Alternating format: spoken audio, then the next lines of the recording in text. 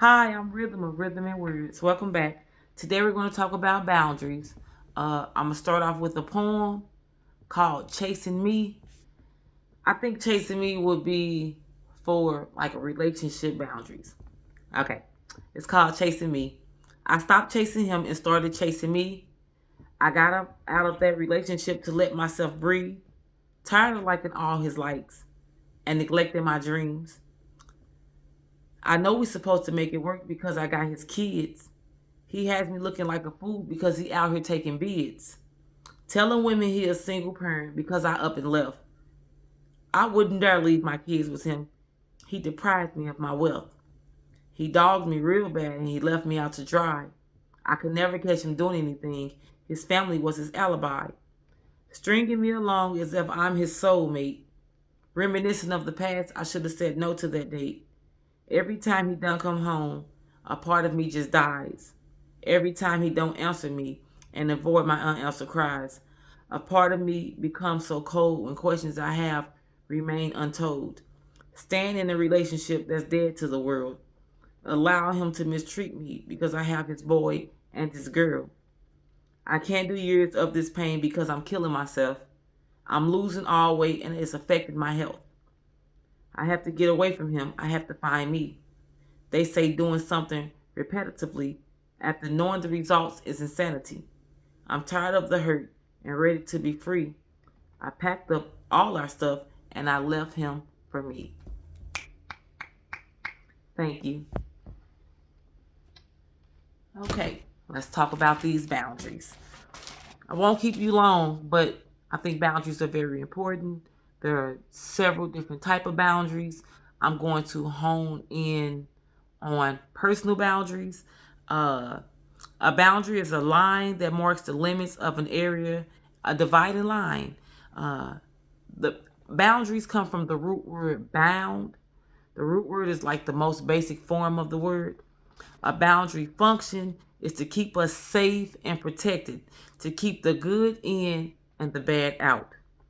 Some of the type of boundaries that we can set financial boundaries, we can set personal boundaries, relationship boundaries, emotional boundaries, mental boundaries. What are boundaries important? What are boundaries important for? Boundaries create trust and build healthy relationships. Uh, Boundaries also generate safety in relationships. I'm going to talk, like I said before, I'm going to talk more about personal boundaries. Personal boundaries are the limits and rules we set for ourselves within relationships. Three examples of personal boundaries are physical contact that's not feeling comfortable, like when you don't feel comfortable with a person hugging you or touching you. That's the physical contact part of the personal boundary. Another example of a personal boundary is the verbal interaction. Not wanting a friend or a family member to speak down to you. Sometimes we get you ever had a friend that when they get in front of a person, they'll bring up something bad about you. Uh, that I think that you should set a boundary when you get a friend like that or a family member that so when they get in front of their homegirls or they homeboys, they talk down to you. They talk about the something that you're embarrassed about. That's not okay, and it's okay for you to speak up for yourself. The last example is our own personal space. Choosing not to have others in your home when you aren't there. That is a boundary that you can set. I personally feel that if they don't live there and I haven't invited you in or to spend the night, it's not okay for you to be there. So it's okay to set certain boundaries like your physical contact, the verbal interactions, or your own personal space. Uh, the two main types of boundaries are physical and psychological boundaries. According to House, the strongest indicator of our boundaries is our emotions. Those red flags that what we call it, our intuition. When we feel that thing on the inside that say, "Don't go."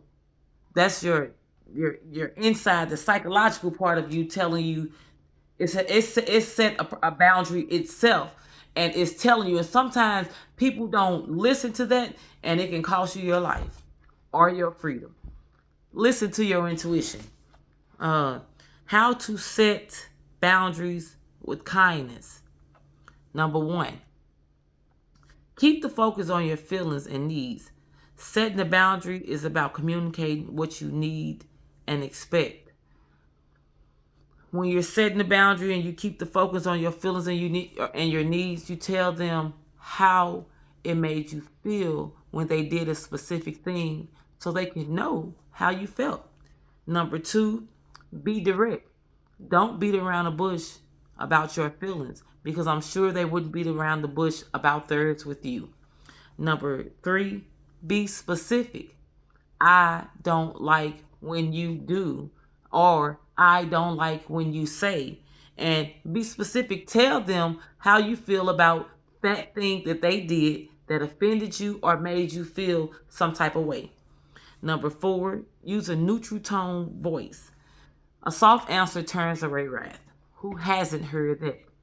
When you are dealing with something like that, because this is a sensitive situation, it could be sensitive for you and them. Uh, you don't have to holler. You don't have to scream. Just be neutral. Talk regular. Don't raise your voice. Just use calm tone and get out what you have to say. And don't be afraid to speak up for yourself. Number five, choose the right time. That is very important. Uh,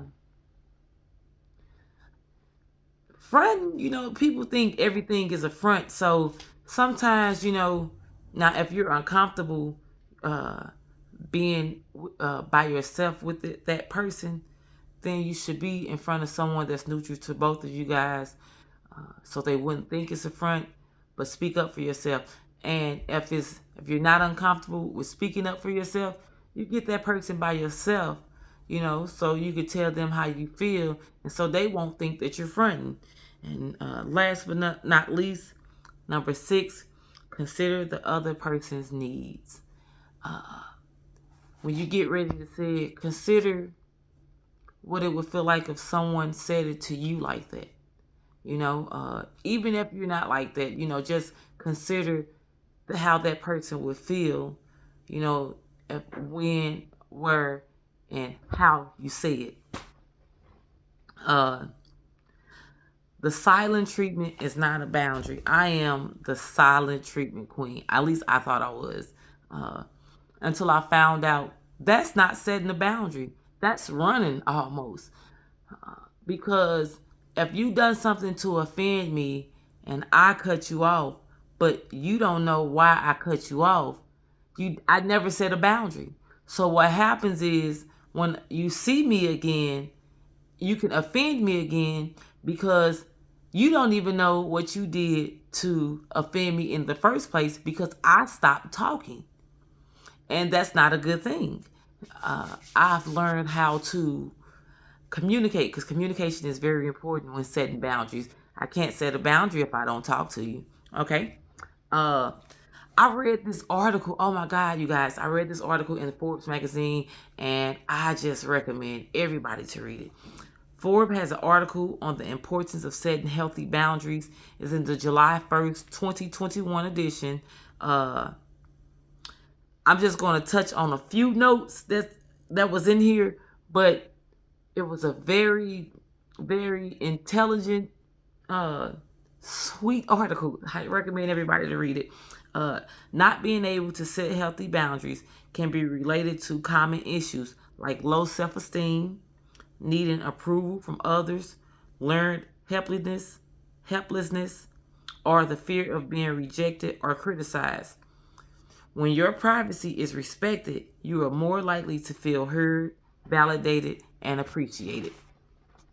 I have a question. What type of boundaries do you set for yourself? Have you ever had to set personal boundaries? What happened when you set those personal boundaries? If there is something specific that you would like to hear me to talk about, especially when it comes to different things, let me know. I have another question.